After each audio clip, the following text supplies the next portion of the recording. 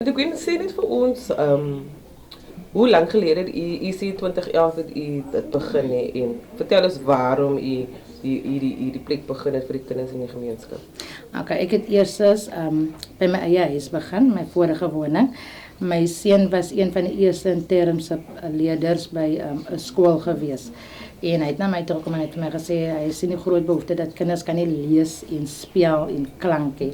En dit ook omdat my eie seun gesukkel het, dit was 'n nagmerrie om huiswerk met my eie kind te kon doen.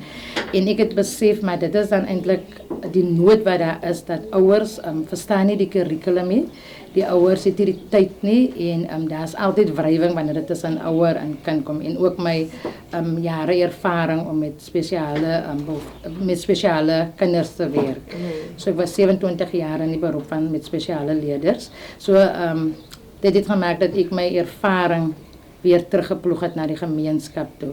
Kind moet kan lees om sy eie lewe vir hom te kan verbeter. As hy kan lees, gaan hy 'n ander wêreld en ook baie van die kinders het nie selfvertroue nie. En omdat hulle nie selfvertroue het nie, gaan hulle skool toe en hulle sit ook maar daar en hulle raak weg in die stelsel. En hier by Cleverbase glo ons eerstens aan om ons kinders se selfvertroue te bou. Ons sê vir hulle kan. Ons leer vir hulle moet skool toe gaan en hulle moet genoeg guts hê om te kan sê meneer, ek verstaan nie die werkie, juffrou, ek verstaan nie die werkie. Ons moet wegbreek van hierdie ding dat ons kinders word groot kinders lag wanneer jy nie verstaan nie.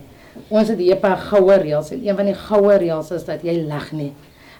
Ek leer vir hulle dat dit kos guts om te sê ek verstaan nie, maar dit gaan vir jou op 'n ander vlak bring. Die oomblik wanneer jy erken jy kan nie verstaan nie, jy soek hulp. So ons kinders moet leer om te kan vra help vir ons. Ja, my ding is dat hierdie sirkel moet gebreek word.